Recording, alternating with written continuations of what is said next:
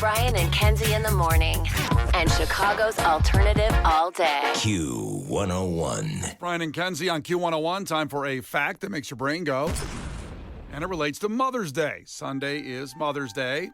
And we've had one of the toughest economic years in the history of America. Without question, people know exactly what's been hitting them in their wallets, what they can spend on, what they can't spend on. But a poll's been done in the Chicagoland area. What do you think the average person is spending on their mom, or for Mother's Day, I should say, for Mother's Day this year? So, some people's moms have sadly passed, but they still have a daughter, maybe had a kid or a sister. So it can relate to all that kind of thing. So what do you think the average person in Chicago is spending on Mother's Day this year, Kenzie? Okay, so my only question is it per person or is it total? Because, I have my mom, my mother-in-law, my sister-in-law. What do I think the average person spends total or on an individual person? This would be total spending on gifts for Mother's Day. Okay, I'm going to say at least 100. $100, you're saying? I'm going to say 100. Just $100 for every, yeah. Okay, $100.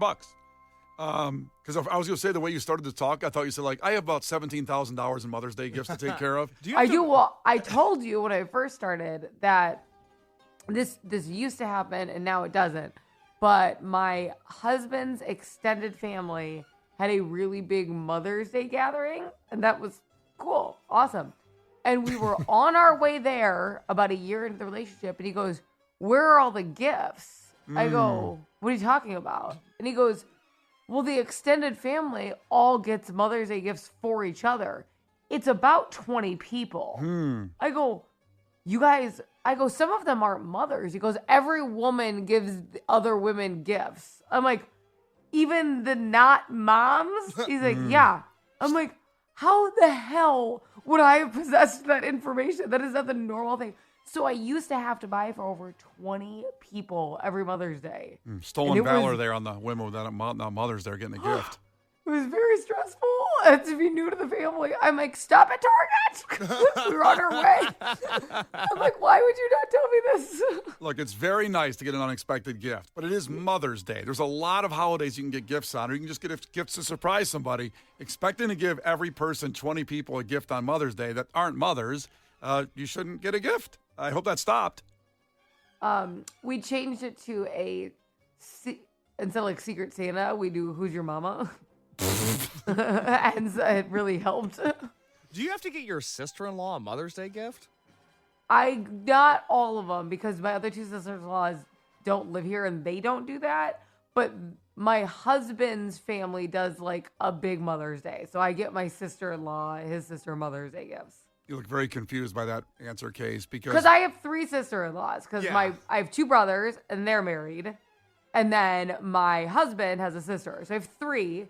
The other two don't do that, and they don't live here, so you're not getting together. And my sister-in-law gets me a gift. I've told her she doesn't have to, but she does. Very sweet. So they're big holiday people on his side. So it's every holiday, she shows up with gifts for my kids on Halloween and Valentine's Day. One time we got together a week after Valentine's Day. She brought a gift. I'm like, "Oh my gosh, you can't!" I could not have predicted this. This is a surprise attack. Yeah, listen, again, it's very hard to keep up with. Getting a gift is really nice, unexpected, but we've over-gifted in our society today.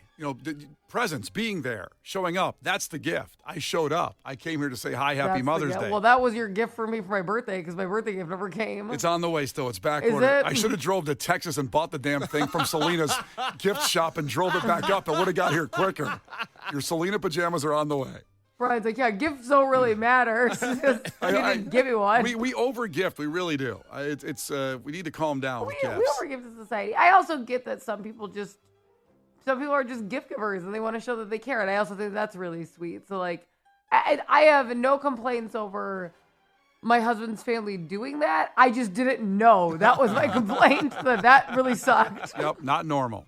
Case, how do you feel about that? Sister-in-law's getting gifts. You look like you were very disturbed. Adults should feel less pressure to get other adults gifts. If you want to give children Valentine's Day and Halloween gifts, that's rad.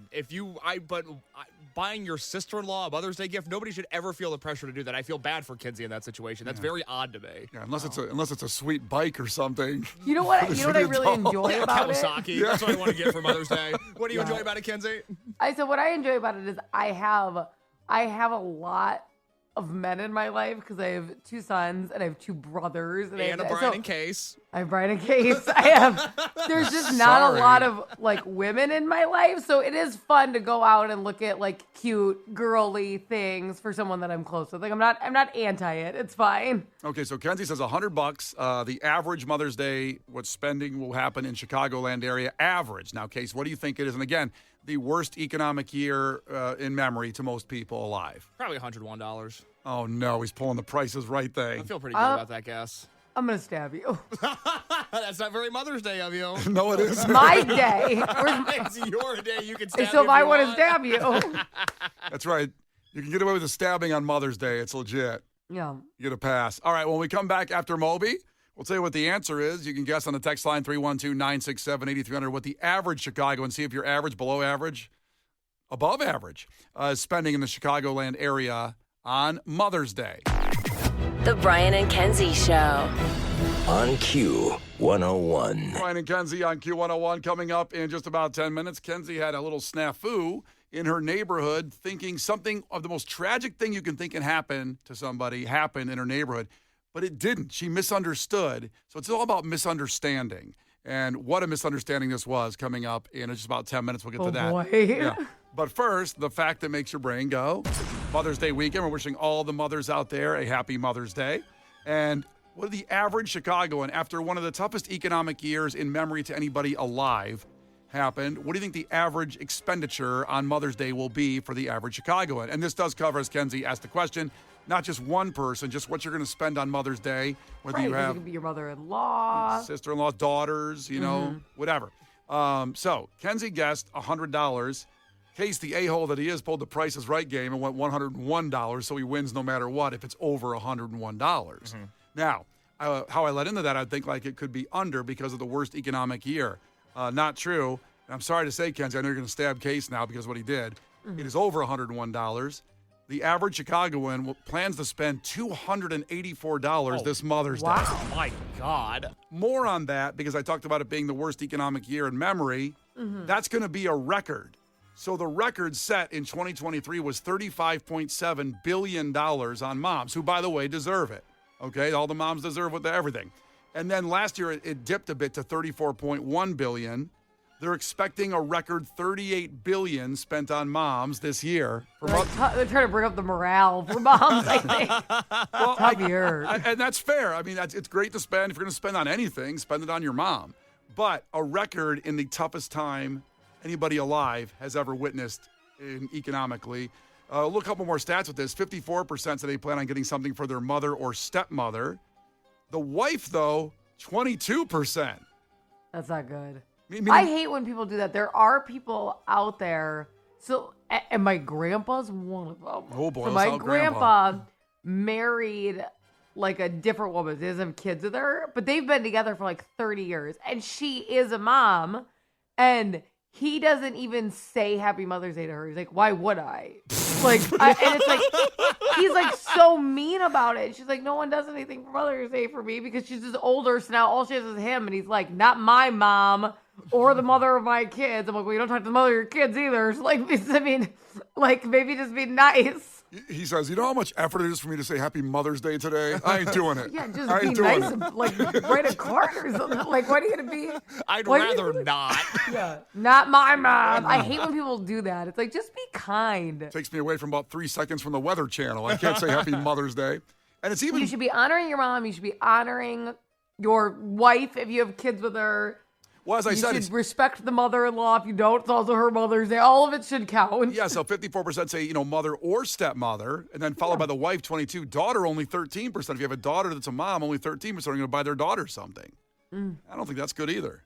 My mom doesn't get me anything. She just sends me a card. Well, I'm fine. I'm fine nice. with that. That card is something. Yeah, like I'm saying, but like she doesn't go out and buy like gifts for me for Mother's Day. She shouldn't. Now, does the card say, don't complain about being a mother. You could be prisoner of war. You could be prisoner of war. Which is exactly what she said to me. If you're new here, when I had postpartum depression, I was talking to her about it. And she said, well, you could be a prisoner of war. And by the way, Happy Mother's Day. Mother's Love Day. you. Brian and Kenzie Show. On Q101. Hey, I'm Chris Van Vliet. Go behind the scenes and beyond the headlines with the biggest names in pro wrestling and beyond. You could pop up in WWE tomorrow. Would Saraya be there or would Paige be there? Paige, 100%. So when you're setting up Logan Paul to frog splash you through the announce table, it's going through your mind. This should make every headline in the world. It makes sense, right? You jelly roll. We knew we had that kind of a moment. Mindset, motivation, and what it takes to succeed. Insight with Chris Van Vliet. Follow and listen on your favorite platform. The Brian and Kenzie Show. On Q101. Brian and Kenzie on Q101. Before we get started, Vince checked in from Elmwood Park to congratulate Case on 100 movie reviews, and he approves of The Wizard of Oz. Elmwood Park, known for being big lovers of The Wizard of Oz over there. So here we go. Let's get into it. It is Case's movie review number 100. For Christ's sake, tomorrow's the 4th of July, and we will be open for business. What country you from? What ain't no country I ever heard of? They speak English and what? Utah. Give me 2. Do you enjoy pain? Pain don't hurt. Wax on, right hand. Wax off, left hand. Now fry like bacon, you little freshman piggies! Fry! Fry! Playing football in West Canaan may have been the opportunity of your lifetime, but I don't want your life. Classic movies a 27-year-old hasn't seen. The Wizard of Oz, certainly a big one on the list. And this comes also with Ted Turner passing away. We got here with it being the number one movie replayed on TBS. Is Wizard of Oz, released August 25th, 1939. Budget was $2.8 million. At the box office, it made $25.6 million. And on the film review aggregator website Rotten Tomatoes, it has a 98% rating, based on 170 reviews on an average score of 9.4 out of 10. According to the U.S. Library of Congress, it is the most seen film in cinematic history. And Case still didn't see. He saw Norbit before Wizard of Oz. I've seen Norbit a few times. Good Lord. That's a good movie. Yep. And Boys in the Hood. There's so many Easter eggs. You have to go back and watch it again. Yeah. They've always said that about Norbit. So on November 6, 2011, TBS became the American television network on which The Wizard of Oz has been aired the most often, when the film had its 32nd showing on that channel, finally breaking CBS's record of 31. And just a reminder before we get into it, next week, 101, Case reviews Backdraft for its 35th anniversary, a great Chicago movie, Kurt Russell. I can't believe that's been 35 years, so that'll be next week. But let's start how we always do. So this is the Wizard of Oz TBS promo, not the one from 1939, because you can tell when it starts off, they didn't have this kind of energy in 1939. Her sister was murdered. The family slippers were stolen. Now, one woman must seek revenge. These things must be done delicately. And the only thing that can stop her is a bucket of water. Watch the sweetest, most cherished children's story of all time. The Wizard of Oz. Tomorrow at 8 on TBS. Damn, what a promo. Wow, that's amazing. So now we get into it, Case. Watch The Wizard of Oz for the first time. What did you think of The Wizard of Oz? Well, the first thing that I thought was this movie starts in a sepia tone. And I thought, oh, God. Oh, no. It looks like a 2008 Facebook photo upload, first of all. I haven't really seen sepia used in quite a while, but I thought this is going to be a long one. I thought this movie was 4 hours, but I think I was confusing it with The Sound of Music. So when I saw sepia and I assumed it was double the length that it was, I was like, oh, buckle Oh, you mean up. like the yellow filter? Yeah. I thought that was sepia. Is it sepia? I thought it was sepia. Okay. I thought it was sepia. I really threw me off. I'm like, what the hell's a sepia? Brian, tiebreaker? I thought it started black and white. I thought the movie was black and white. I think it's specifically like a sepia tone. It's Okay. not. It's not I'm black and asking white. you would you pronounce it sepia or sepia? Now what color did you see? You I a-hole? pronounce it black and white. That's how I pronounce But it. it's not. I understand. Oh my God, that's so frustrating. So early on in the movie, we're in Kansas. And Dorothy has this really poorly behaved dog that's running amok. She clearly didn't take it to obedience school. Dog's absolutely terrorizing the farmhouse that they live near or in. I can't really tell. The dog bites the neighbor. The neighbor's upset. The neighbor has every right to be upset. The dog, and I say this with all the love in the world, should be put down at that point. Put down? Damn. The dog bit a neighbor. Brian, if your neighbor's dog bit your kid, you're sitting in the National Guard. My neighbor's dog bit me, and I didn't have it put down. Did you want to, though? I just wanted to not die. It was very big and it was attacking me. You wanted to not die. Yeah, I was terrified. The dog thought you should be put down and he went after you. Yeah, the dog said, I have an idea. It was doing a damn good job, too. This woman's awfully loud. Let me put this woman down. But this is little Toto. Yeah, I understand Toto. I think Toto should have been put down in the first 5 minutes and the movie should have been over. I think we just could have ended it there. Wow. Poorly behaved dog. Actions have consequences. We move on. Different plot. I know, and much shorter. So instead of handling the responsibility of having your dog bite somebody that isn't you, Dorothy does the responsible thing of running away from home and taking the dog with her. She can't handle her responsibility. She can't face the consequences of her actions. She tries to run away. She's a Gen Zer then, isn't she? Relax. Saving the film industry one movie at a time. So she meets some hobo. I forget what they talk about. She ends up going back home, but when she goes back home, a twister hits the town. It hits the state of Kansas. It's like a big old twister. Yeah. The most exciting part of The Wizard of Oz, what this movie should have been about, is trying to save the horses from the tornado. Yeah. I grew up with horses, but I don't remember having to save them from storms in Indiana. That's a terrifying thought, because trying to steer a horse is like trying to drive a refrigerator. You have no control over where these things are going. Yeah. And I think this movie should have been storm chasers and horses and not whatever the hell follows after that. I was so concerned about the well-being of these horses, and I thought that was so interesting. I want a whole movie on that now. Well, they certainly didn't react well to that, I got to say, very well done tornado for 1939. I don't know how they did it. It had to have been a real tornado, right? They had to have just filmed a real tornado. They sat around with, Bill Paxton going like, well, someone's a tornado going to show up. Wasn't it a sock? The tornado? Was it a black sock? What do you mean? Yeah, how did they do that? I think they spun a black sock around. Really? Well, I'm wearing a black sock right now. I don't think I can do that. Wow. I swear I heard it could be a myth. Hold on. There's a lot of myths in this movie, for sure. But I've never heard about the myth of the black sock. I've never heard that Really? one. No. But how did the black sock destroyed everything? Again, I think it was a real tornado. So I just put in, before Kenzie gets the answer, I put in, was the tornado in Wizard of Oz? And then it just answers, Google answers, real. So someone looked it up and said, was the tornado real? I think it was a real tornado. Kenzie, do you have it or no? So this says the iconic 1939 Wizard of Oz tornado was created using a 35-foot tapered muslin sock attached to a crane on a soundstage, and they spun it. Oh my God! Good Lord!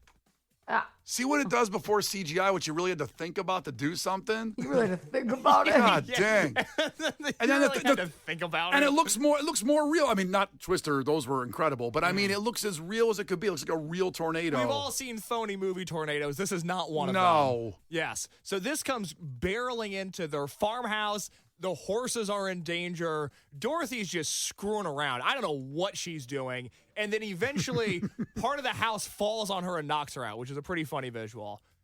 She wakes up in Munchkin Land, and her house landed on the Wicked Witch of the East. Mm-hmm. That's the most violent movie death I've ever seen. And Boys in the Hood is my favorite movie. I've seen Ricky get shot at point blank range in the back, and it's not as bad as a house landing on somebody. What an awful way to die. You never hear someone go instead of Ricky, it's witch. The house came out of nowhere. Imagine a house falling on you. Yeah, but they were happy she was dead. Well, okay, and here comes the most misaligned villain in movie history, where the Wicked Witch of the West comes in and she goes, hey, can I have my dead sister's shoes? And Dorothy's like, no, they're mine now. And then we get the rest of the movie from there. I can't believe people look at the and witch then as you'd the be a villain. fan of Wicked, because that's basically what Wicked's about. Oh, Alphaba? About somebody being wronged because their sister had a house kill her? You find out that the Wicked Witch maybe isn't that wicked. And Alphaba has a really big point. Is Trust kind me, of what's going on. I could tell from the Wizard of Oz that this witch got a tough break in life. Her sister died via house. Mm-hmm. All She's she green. She's green. In that climate, she's going to burn up when the sun comes out.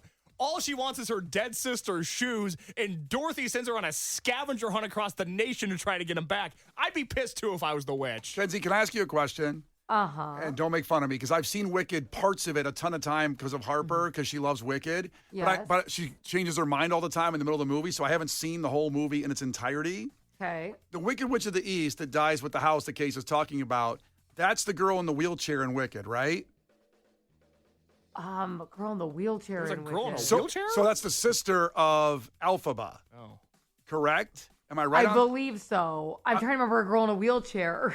It feels like the Wicked verse wouldn't have wheelchairs, which, by the way, we support. No, they do. The girl, the sister of Elphaba is in a wheelchair. Well, if a house landed on me, I'd probably be in a wheelchair, too. No, this is a prequel. The house She already had. A house landed on a girl in a wheelchair? No, That's the saddest thing that I've was ever heard. really bad. She had yes. So it's her. Oh, my God. How do you feel about the movie The now? Wicked Witch of the East is Alphaba's younger sister. Right. Who was Yes. in the wheelchair, who was kind of evil. She turned evil. She definitely turned evil. So at least I got that part. So now Kids is the one who finished the review now. Oh, my God. Well, we have to give away Olivia Rodrigo tickets. But if my paraplegic sister had a house land on her and this bitch Dorothy wouldn't give me back her shoes, I'd haunt the entire world, too. Can't wait for the rest of the review. Oh, my God. The Brian and Kenzie Show. On Q 101. The Hammer Alley Podcast, an 80s flashback mockumentary. Back in the 80s, there were 1,000 bands trying to make it in the world of rock, but there was one band that had it all, Hammer Alley. Whatever happened to Hammer Alley? How did they go from Top of the Rock? I'm looking for a music video. They're a band from 1987, Hammer Alley. Ever heard of them? To rock bottom. Dude, I was born in 1987. Oh. I can't believe he's doing this. Hammer Alley. Follow and listen on your favorite platform. The Brian and Kenzie Show. On Q 101. Okay, we're going to do part 2 of the Wizard of Oz review. Case's 100th movie review. Very special, but I want to give this out one more time. The Fest, we're 20 minutes into the first hour of a chance to win Q101's Fest. You get one-day Riot Fest tickets, and you win a chance at a trip to the Minnesota Yacht Club, featuring the Lumineers, Black Keys, Strokes, Cage the Elephant, so many great bands on a full trip. The word is swing, S-W-I-N-G. Text that to 312-967-8300. If you already did it, don't do it again. You have a chance till 9 o'clock. If you haven't done it, get on it. Swing, S-W-I-N-G, to 312-967-8300. Where we left you off is kind of just the beginning opening of the Wizard of Oz review, where Case felt sorry for the witch that a house landed on her, even though she was also, if you watch Wicked, was in a wheelchair. Yeah, so if you're just joining us for the Wizard of Oz review, here's what we've covered so far. Dorothy didn't know how to train her dog bit her neighbor. Dorothy tried to run away from her problems and a tornado happened. Luckily, they saved the horses, which to this point was far and away the most exciting thing in the movie. There's some controversy, though, about the dog. Did it actually bite that woman, or just did she say that because she hates the dog? I believe women. I'm choosing to believe the dog bit the woman. Dorothy gets hit on the head. Nipped at her a little. It's like a chihuahua. What was she wearing? Was she asking for it? Is that what we want to happen now? She's just like a hamburger. Yeah, that woman was asking for it. Yeah. So Dorothy gets hit in the head. She goes off to Munchkin Land, where her house falls on a woman in a wheelchair. The Witch of the West then comes and says, hey, can I have my dead sister's shoes? After all, you killed her. And Dorothy says no. Everything that happens... Well, she earned them. I mean, you find her if keepers. you wanted them, you should have killed her. If you can land a house on a person, you deserve the shoes. That's a takeaway for today. Everything goes back. It's pretty good odds. It's pretty tough. There's a new pair of Jordans I want. Look out. Yeah. Throw my studio apartment on you. Not if I beat you to it. I was worried about grand pianos. This whole time I should have been worried about houses. Yeah, or anvils. Oh, my God. That's horrifying. So what's interesting about Munchkin Land is what I learned watching last night, The Wizard of Oz, for the first time, is this is the movie in which we get Ding Dong, the Witch is Dead, and I'll Get You, My Pretty from. I've heard people say both of those phrases, did not know they were from The Wizard of Oz, and we have the audio of I'll Get You, My Pretty, just in case anybody else doesn't know that this is from this movie. Give me back my slippers. I'm the only one that knows how to use them. They're no use to you. Give them back to me. Give them back. Keep tight inside of them. Their magic must be very powerful, or she wouldn't want them so badly. You stay out of this, Glinda, or I'll fix you as well. Oh, rubbish. You have no power here. Be gone before somebody drops a house on you. Very well. I'll bide my time. And as for you, my fine lady, it's true, I can't attend you here and now as I'd like. But just try to stay out of my way. Just try. I'll get you, my pretty, and your little dog, too. And your little dog, too. This is a woman in grieving. She just watched her sister get killed by a house. She makes it very clear. She goes, hey, those shoes have powers that I know how to use. You do not use them. Can I please have them back? I didn't hear the word please, by the way. Kenzie, did you hear the word please in there? Well, it is funny that Glinda's just like such a bitch. I isn't know. She? She's She's such like, a bitch. they obviously must be awesome, so keep them. Like, that's her reasoning. She wouldn't like. You only give them back if they suck. She's like, they must be great, so you can't give them back, even though they don't belong to you. She says it so It's the meanest. She says it so sassy too. Like, oh, you can know how to use those. She's like, as if. Like, she's such a bitch. That's great. So from there, Dorothy is sent to find the Wizard of Oz, and much like in the movie The Hangover, she can't just go alone. She has to have like a wolf pack. Yeah, she has to have a squad, a girl gang, if you will, to go with her. So the first person she meets is the Scarecrow. Let me tell you right now, if I was going on a trip, I would not be going with the Scarecrow. I hate that guy. He's a bad hang. He sucks. Scarecrow Really? can. Oh my God, I can't handle. Of the whole crew, the Scarecrow bothered you the most? Far and away my least favorite. If I was on a road trip with the Scarecrow, I'd jump out of the car. I can't handle that guy at all. You'd rather have the lion whining all the time? I understand where the lion's coming He's a from. whiner. I understand the lion. Also, the thing with the lion, we'll circle back to this, but when the lion meets Dorothy, Dorothy slaps him in the face. She's so rude. She has no manners. These people from Kansas, let me tell you, they're no good. So she meets the Scarecrow. I immediately hate the Scarecrow, just the type of archetype of a person that I cannot deal with. She then meets the Tin Man, who, as it turns out, is a giant pervert. We have the audio of her meeting the Tin Man. Listen to the way that he moans when he says, "Oil my elbow." This is like a Diddy freak off, but it's Dorothy and the Tin Man. I never listened this carefully to this clip, so let's do it. Did you say something? He said oil can. Oil can what? Oil can? Oh, here it is. Where do you want to be oiled first? My goodness, I can talk again. Oh, oil my arms, please. Oil my elbows. Well, you're perfect now. My neck. My neck. Perfect? Oh, bang on my chest if you think I'm perfect. Go ahead, bang on it. Beautiful. What a necklace. I gotta admit, I'm blushing over here. Bang on my chest if you think I'm perfect. What is he in Wrigleyville? What sort of pickup line is that? He's like, my neck, my back, That's actually where the song comes from. Not a lot of people know that. This is really the great thing about just playing the audio. You're not distracted by him, a Tin Man. I can actually hear how sexually perverse that line was. Oil my elbow. Relax. What am I in a bad boy video? He almost hit her with a, well, you're down there. Hey, Toots. Okay. I heard how you ladies do it in Kansas. See how magical those slippers are. Yeah, no kidding. Yeah. While you're holding one oil can, something else down there. He's got a Matt Lauer lock. All of a sudden, a force field pops up around him. So again, the Tin Man's a giant pervert. So far, she's traveling with an idiot and a pervert. Great job, Dorothy. She then meets the Cowardly Lion, who, again, she physically assaults upon meeting him. Don't know why he decided to join along with them. I guess because he has no free will. He is a coward, after all. Yeah. But she does start their relationship by beating him. Immediate abusive relationship, power dynamics at play there. I feel so bad for the lion. They go on this big journey to Emerald City. Emerald City is in their sights. They're no further away from Emerald City than I am to Brian and Kenzie right now. Dorothy decides to take a nap. She's like, I'm so tired. I'm just going to lay here. They're like, but Emerald City's right there. She's like, yeah, I'm just going to lay down for a little bit. Well, she's like drugged up, though. Yeah, it doesn't matter. Keep going. She's like, I'm so tired of this trip. It's right there. They actually brought Bill Cosby on set, so it would look, they're like, slipper, what are your things? I was going to say she was friends with the Tin Man. Yeah, still roofied from the Tin Man's Diddy party. In fairness, Your Honor. All roofied up. So everybody on this trip is super annoying. Again, I'm only siding with the Wicked Witch of the West at this point. She's the only character that I could possibly root for. Oh, you're going to be such a wicked guy. Oh, boy. Nobody's ever said that to me before. This That's is gonna be your interesting. thing. So they get to the frickin' Oz. Emerald City. Thank you. The friggin' Oz. They get to the friggin' Oz. I do like the bit where they ring the bell and the guy comes out. He's like, what's the sign say about ringing the bell? And they're like, there's no sign. And then he puts the sign up that says, very "Please not." funny. That's super funny. I wish the whole movie was that. That's like a Three Stooges bit. That's awesome.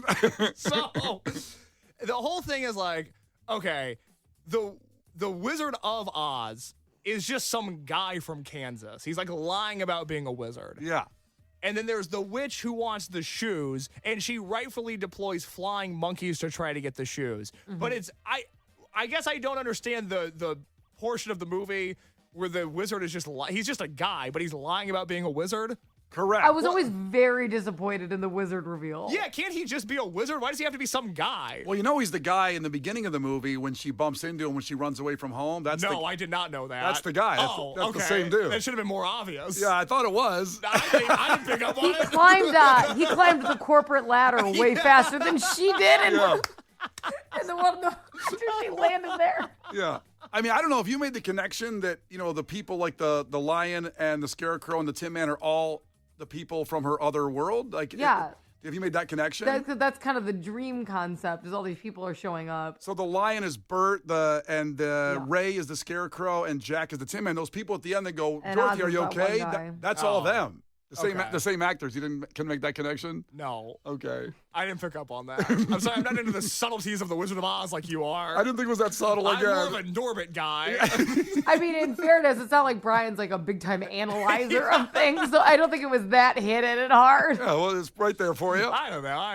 I guess I missed right that. there for you. I mean, I might as well keep going. The Wicked Witch of the West is the woman that wants her dog killed in the beginning of the movie. That's the same woman. Oh, well, she had every right to because the dog bit her. She's like, I'm going to get that damn dog. Yeah, and every lifetime, she's pissed with the dog. Yeah. Yeah, she gets bit by a dog and then her sister gets crushed by a house and her sister's in a wheelchair. I'd be pissed too. Bad day. My skin would turn green. It doesn't turn green, but that's so good. Well, what do you mean? What does it mean it doesn't turn green? You have to see Wicked now to understand what born happens. green. Is this like a Michael Jackson thing where her skin changes colors at some point in her life? She was born green. green. She's a vitiligo, but it's green. You a-hole. Wicked's a real racial situation. You got to go through that. The racial politics of Wicked? Yeah, you got to go through that. What do you mean she's not green? She's green in the movie. She's actually treated poorly for being green in Wicked. It's like a racist It's thing. a racial situation. Oh, then I'm definitely on her side. That's what I'm saying. So you would love Wicked. This woman gets bit by a dog. Her wheelchair-bound sister gets crushed by a house, and she's a victim of racism, and I'm supposed to side with Dorothy? Dorothy sucks, dude. In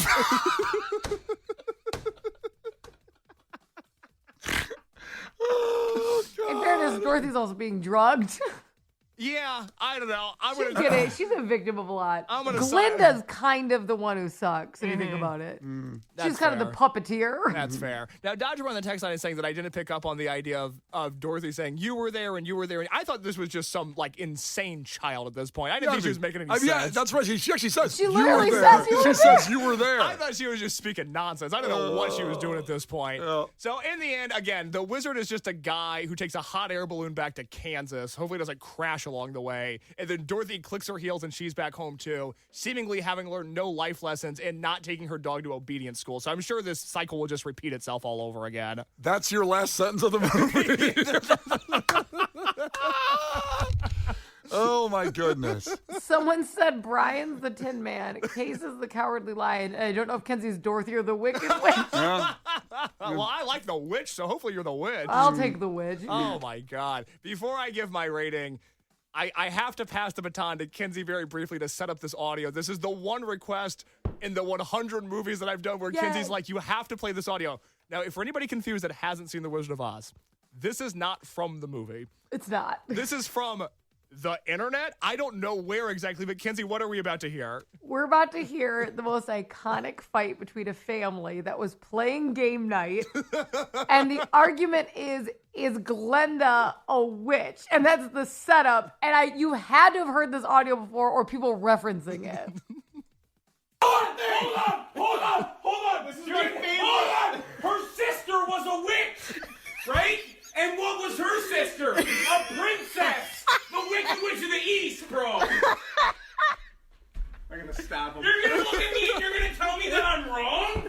Am I wrong? It's my favorite She movie. wore a crown and she came down in a bubble, I'm dog. not fighting with you. Grow up, I'm not bro. fighting with you. Grow up. Get educated. I have seen that clip I watched it 300 times when I first saw it the first time. Of this guy arguing. He's so serious. That feels like the spiritual successor to this show. I feel like they fit in here quite well. All right. It's such a good representation of what happens during a family game night. Thought we'd play Uno. Thought it'd be fun. My bad. So good. All right, Case, what are you going to rate this movie in? Flying monkeys, because those bastards were terrifying. Wait till you see Wicked and see how the monkeys get what they are. Well, we're doing Backdraft next week, not Wicked. Yeah, just because people are saying that. No, we're not going to the prequels. Don't worry, we're going to save Wicked and The Godfather for another time. Oh the my two big God. ones. Backdraft is next week, baby. So this is in Flying Monkeys, It the is rating in of Flying The Wizard of Monkeys. Oz. I will say this. It is remarkable to me that this movie is now almost 100 years old, and the story follows the same beats of modern movies. For the most part, I was able to tell what was happening. There's still humor. There's still drama. There's still intrigue in this movie. I might disagree with who the villain is and who the hero is in this movie, but I do respect the story that was told along the way. For that reason, and this might shock people given all the contents of this review, but at the end of the day, The Wizard of Oz is a movie that everybody should go watch. It was fun from start to finish. This is 7.5 flying monkeys out of 10. Wow, there you go. And listen, just because you interpreted the plot differently than most doesn't mean it's a bad movie. No, I just have my third eye open. I see Dorothy for the evil woman that she is. It's Brian and Kenzie on Q101. That will be on the Brian and Kenzie podcast feed, and all of them will be on there as the new order of all of Case's movie reviews. Will be all in order for you to find very easily. It's Brian and Kenzie, Q101. Brian and Kenzie in the morning. And Chicago's alternative all day. Q101. Jim Rome takes on sports. Why? Because I have a job to do. With rapid fire takes. So I don't want to hear from you lava pigs on this notion today. No idea what you're talking about. You're complaining more than you like to breathe air. It's like you get up in the morning only to complain and cry and moan on social media about things that you don't even understand. He's the Spitfire of sports smack. Take advantage of it. Get up in here. The Jim Rome Show podcast. What's your beef? Follow and listen on your favorite platform. You've been warned.